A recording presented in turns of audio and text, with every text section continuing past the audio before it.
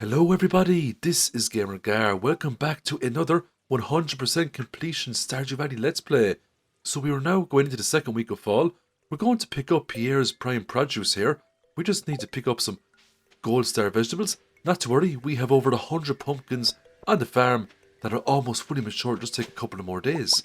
We're now going to venture on over to Ginger Island and we need to get cracking with these golden walnuts. We need to find 100 so we can get into Key's secret walnut room. We also need more golden walnuts so we can unlock the beach area there. That'll open up a whole new zone for us to explore. We are still on the lookout for artifacts so we can complete Professor Snail's archaeology site quest. So any sort of artifacts we can put up here from the dig site will be an added bonus to us. We also need to get Clint to break open some golden coconuts in the hopes to get some artifacts from that as well. So we're going into the volcano dungeon today and we're on the lookout for cinder shards. The more enchants we can get our character, the easier it's going to be to make some in-game progression. We're also very close to reaching mastery. We have level 9 combat, we also have level 9 foraging, so if we can get those to 10 this week, that will be absolutely amazing. That's the main goal for this week, is to max out all of our skills and get into the mastery tiers. Now the volcano is a great place to level up combat as well. We managed to get a really nice upgrade today. We got the mermaid boots, that's more defense and more immunity for our character. So we're going to swap out the space boots straight away for those.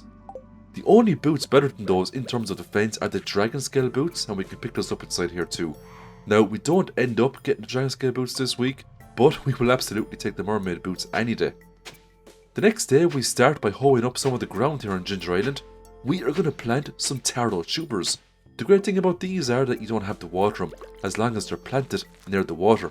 You can plant these up to 3 tiles out from a water source, and they will automatically irrigate themselves every single day. We're now going to do some fishing today. We just pulled up the blue discus here, and this is needed for the fishing collection. If we want to 100% this game, we would have to capture all the fish. We headed on over to the east side of the island. We picked up a mummified frog. That's needed for Professor Snail's archaeology quest. I also picked up some tent kits here as well. Now I just ended up selling those because I already have the house unlocked, so I don't really need the tent kits. There's a lot of forageables around this area as well that we get to pick up. We're going to go into Professor Snail's tent. We're going to do the island survey. Now the first report is purple flowers, and I've done this so many times I already know the figures. The second one is purple starfish, and I thought it was going to be 18. That's 2 more handy golden walnuts right there. I also donated the mummified frog and the mummified bat. I picked up the bat by doing the volcano dungeon. That was 2 more golden walnuts. I just had to find 2 more and I could unlock the beach. There was a chance I might get one from mining open the mussel nodes here. Now it is quite rare to get a golden walnut, but you can get up to 5 by mining these open, and I think I have only 1 or 2 golden walnuts from these nodes at the moment, so there's a chance to get at least 2 or 3 more. I did manage to get one up at the top right hand corner along with the pearl, and I managed to get just 1 more that we needed just north of Birdie's house. Now these can only be unlocked if you get the corresponding journal note, and we're looking to get those journal notes sooner rather than later. Now that we've upgraded the beach, a lot of the Stardew Valley NPCs will visit here. What we're really looking out for now is Gus. If Gus decides to visit here, we need to prioritise purchasing the recipe for the tropical curry. Otherwise, it might be very hard to get perfection, making it a bit harder to 100% the game. We now get access to the east side of the beach, and there's a few golden walnuts we can pull up here. The first one is in this little pool of water, and the second one is in a hoeing spot just to the right of where our character is. So once we grab these 2 golden walnuts, we can head into the pirate's cave, and there's a very sneaky golden walnut just at the bottom right hand side there. We can also fish up the very last Ginger Island fish we need in order to complete the Ginger Island portion of the fishing collection. What we're going to get here now is what's called a stingray. Now it is quite the catch, it's a very difficult fish, but we had an iridium rod, we also had a trap bobber, so nothing to worry about. We also haven't fished up all of the golden walnuts you can get over on Ginger Island. There's a total of 5 you can fish up, and we'll try to get the majority of those today. The stingray is worth 405 gold, that's a gold quality. If we smoke that up, you could probably easily get over 1,000 gold for that. Not a bad way to make some money on the side. We are now going to enchant our galaxy sword. I was really hoping for Crusader. It just means farming those mummy kills are a whole lot easier.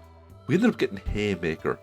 Now, Haymaker can be quite good, especially if you have animals, which we don't at the moment. But that might be a nod in the animal direction. For the rest of the night, we are going to do lots and lots of fishing. Now we end up getting tons of fish today. We end up getting lionfish, we get super cucumbers, we also get a host of sea jellies along with some well needed golden walnuts. Now we end up getting the rest of the golden walnuts that we need from fishing today, which was really nice. We can also sell all of these fish to make lots of money as well. Now we have 61,000 gold at the moment. I am saving up my money. I don't know as of now what I'm going to invest it in, but more than likely it's going to be animals. We are now entering into winter. We haven't got any animals yet on the farm, so all this money will be put into animals. We can get pigs, we can get rabbits, we can get everything. The next day, we are going all in with foraging. We are going to be swinging his axe and pulling up forageables until we hit level 10 foraging. Now, we do need a couple of thousand foraging XP, but not to worry. We get 3 XP every time we get a berry bush, and there's lots of berry bushes to be gotten. All of these hardwood stumps will give 25 XP, which is really nice. For the rest of the day, we're just cutting down more trees. We're very close to foraging level 10, so very exciting times indeed. Once we max out foraging, we just have to clear combat, and we can then get into the mastery cave and get some very powerful perks. So we just needed a few more foraging XP to get level 10 foraging. Thankfully, there was a host of lovely forageable items that we could grab down here, including bushes that were given blackberries. We also had a couple of trees left as well that could give us the XP we needed to get level 10 foraging. There was one tree left in Cindersap Forest, and I had exactly 4,986 foraging skill points, so cutting down this tree was going to do it. This was going to give us a final level of foraging. It's just so hard now to get foraging up to level 10. If anybody has any tips on how you might get foraging to level 10 in spring, please let me know in the comments. We could now get the final foraging perk, Botanist. Foraged items are always of the highest quality. We also made 26,000 gold today. This was primarily from just selling fish related items. I also sold over 130 blackberries. That came to over 2,800 gold, which was a bit hilarious considering the amount of blackberries I had. In terms of fish, I sold all of the raw I've been saving up. I was going to preserve these, but every time I got coal, it just ended up being used to smelt ores into bars, so I just sold the raw because it was just sitting there for so long. Now we needed combat level 10. The best way to get that is to go into the Skell Cavern and lay waste to the enemies within. Now on the first floor I got very lucky, I picked up 2 diamonds. For the rest of the dungeon, we are primarily going to focus on fighting monsters. I mean, if we make it down far, that will be a bonus. We can get some iridium ores, we can sell those and get some money. But the priority for now will be maxing out our combat skill. The serpents drop really good XP. To be honest, every single enemy inside of the Skell Caverns drop very good XP, especially those big slime blobs. The ones that explode with the miniature slimes, they give exceptionally good XP, so if we see those, we're absolutely going to prioritise those as well. Now, we should be able to hit level 10 combat today, and if we can get it inside Skell Caverns, we will go straight into getting Mastery XP, so there's even a chance we can come out with a level in Mastery today as well, if we detonate tons of iridium nodes. But first, let's just focus on killing these regular foes, and getting lots of combat experience. It's actually amazing to see just how fast you can level up combat if you were to come into Skell Caverns every single day and just primarily focus on combat. You could just spam floor 1 over and over again and just fight enemies and farm nodes. That would be a fairly good method, or you could just try to get down as deep as possible. Now we do hit a good few treasure rooms today, and we do get extraordinarily lucky. Floor 30 floor was the floor that the magic happened. This purple slime done the job for us and got us up to combat level 10. Thank you very much. All of the XP we get after this is going to go into Mastery XP, so there's a very good chance now we can even get a level in Mastery today. It was only 11:40, it was morning time, we had the whole day to make the most of the Skell Cavern. We got down to floor 80 here, we got a treasure room, we picked up an auto petter. Now, we absolutely have to get animals because we don't even have to pet them anymore. The auto petter will look after our animal needs. All we needed now was an auto grabber and we were sorted. If we wanted to, we could purchase one off Marnie, but it was a whopping 20 or 25,000 gold, so it would be really nice to get one inside of a treasure room instead of purchasing one off Marnie, because Marnie's just a rip-off in all fairness. I got some dinosaur floors today, that was really nice. We also need to think about our monster eradication goals, so it's very important that we still keep up the combat and wipe out as many enemies as possible. Floor 99 was a banger of a floor, there was tons of iridium ores to be harvested. Now we're also encountering iridium bats. These are still very dangerous and they can hit us tons of damage, so you have to be very careful. Despite the fact that we were almost on floor 100, we still had not received one prismatic shard. They're just gotten so rare these days. When we got to floor 100, we just got Omni Geodes inside the chest. I have gotten better, I have gotten worse though, to be honest, and the Omni Geodes are still needed. We need to break those open to get all of the minerals to complete a lot of the collections. On floor 102, we were rewarded with our first prismatic shard. And you know what they say? When it rains, it absolutely pours, and that is the first of many prismatic shards we're going to see today. I came across a group of mummies. I decided to wipe them all out, drop a bomb and detonate them. Now if we had Crusader, we wouldn't have to do this, they would just disintegrate before us. Even if we had the napalm ring, they'd be much easier to kill as well, but alas, we have neither. We did pick up an auto grabber, so we now absolutely have to invest in animals. It would be an absolute sin if we didn't. So we just got an auto petter, an auto grabber and an enchant haymaker. I mean, we are absolutely set up now to have as many animals on the farm as we wish. And the Ferngale farm is absolutely massive. That's the farm type we're using. So we should absolutely fill it up with animals. Fill it up with ostriches. Fill it up with rabbits. Fill it up with chickens. Fill it up with every single animal you can get in this game. Now, because we got level 10 combat, we're absolutely going to take brute 15% more damage. It does stack very nice with the first perk. This means enemies will be much easier to kill. Let's take a look at the spoils of war. 4 prismatic shards. We got over 300 iridium ores, dinosaur eggs, an auto petter, an auto grabber, an iridium bar. We got diamonds. We got lots of copper ores. We got lots of emeralds. It was just an absolutely magnificent run. We also got over 7400 experience. We didn't get the first level in mastery, but we got very close. So we were now going to smelt up all these beautiful iridium ores and turn them into iridium bars. They will sell for 1500 gold a piece.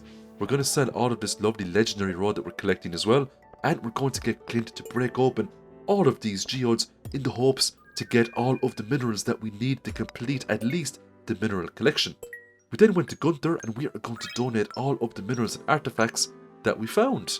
Let's take a look at the mineral collection list so far. We just need 4 more minerals and that will be done. In terms of artifacts though, we're still a good ways off collecting all those, but once we start trading in our Omni Geodes for artifact troves, it'll be very surprising at how quickly we beat that. It was then a trip up to Robin. You don't have to tell me twice. We are going to purchase a Coop that will be fully upgraded. It was off to Willie to purchase the fish smoker. I know we're in fall, I haven't got the fish smoker yet, but hey, this is a completion run. I'm not really focusing on making hundreds of millions in gold by the end of year 1. I just want to complete as much of the game as possible. So for the rest of the day, well, a good portion of today, we're going to do some fishing. We really needed a tiger trout. We're almost halfway through fall and we hadn't caught one. Thankfully, RNG was on our side today and we picked up our first tiger trout. That's needed for the fishing collection, of course. Back on the farm, we're doing some farm management. We're going to collect all of our lovely iridium bars and they will be sold for lots of money. Once those iridium bars do get sold, I wanted to check out the monster eradication goals. As we can see, we've made some decent progress on a lot of the monsters, but there's still a long ways to go to get the Monster Slayer Hero achievement.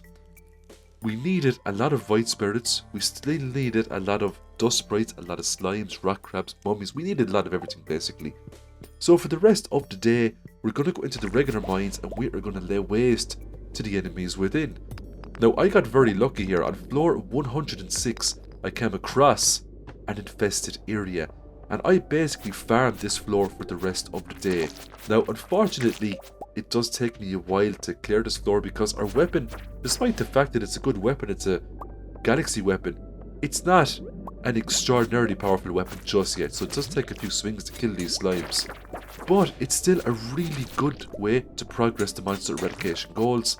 So 106 every time. Now, what slowed us down also was the fact that you weren't guaranteed a staircase on floor 105, so we would have to mine our way down here, and I wasn't going to waste tons of stone on staircases to speed up the process. Now we don't complete any monster eradication goals today bar the bats, because we just needed to kill one bat and we've done that easy enough, but we get very close to completing the crabs and the void spirits, so it was a really good day for progression. Now to speed things up a little bit, I took a spicy eel and a triple shot espresso just to get that movement speed bonus. The extra luck does come in handy as well because it makes finding staircases on floor 105 that little bit easier.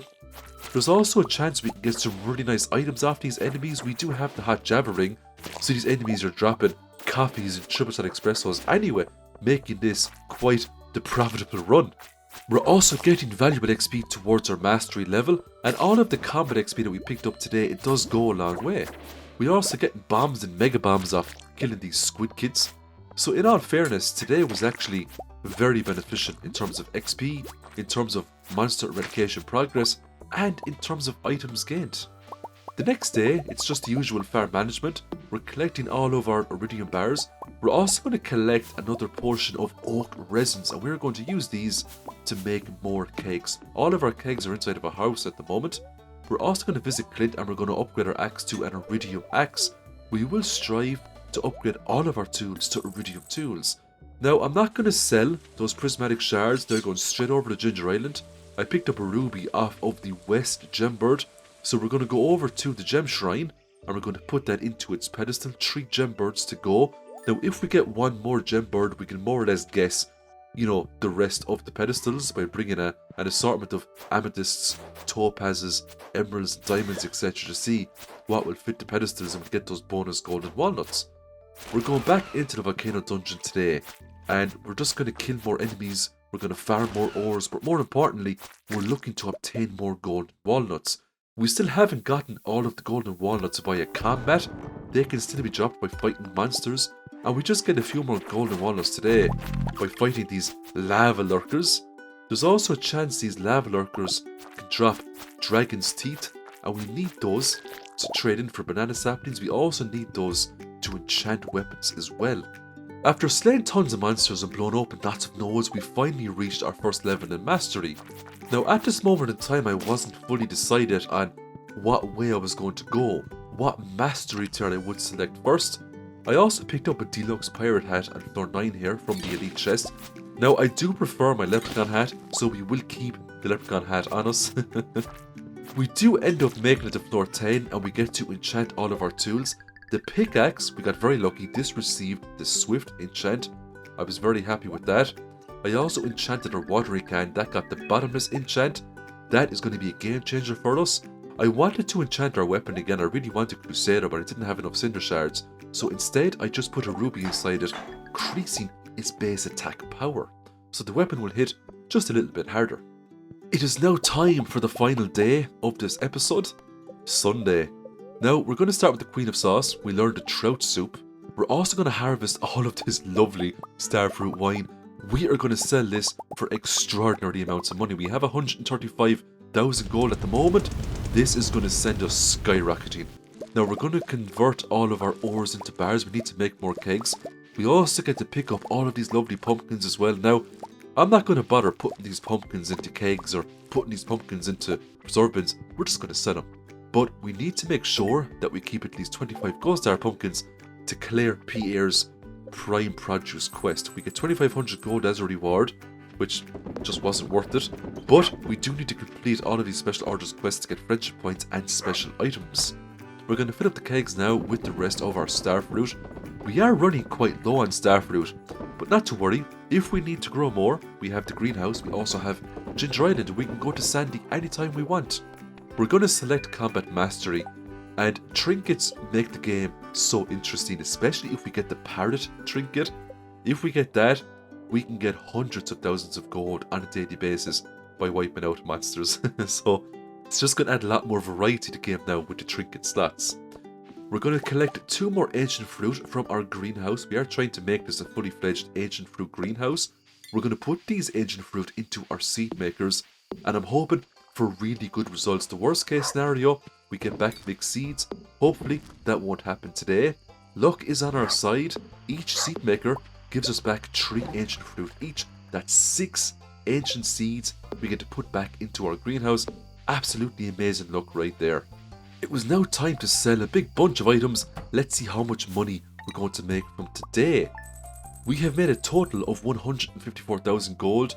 Now, the big culprit of this is the starfruit wine, but we also have some gold from selling pumpkins, eggplants, bok choy, cranberries. I know there's much better things we can do with these, but at the end of the day, we have lots of money.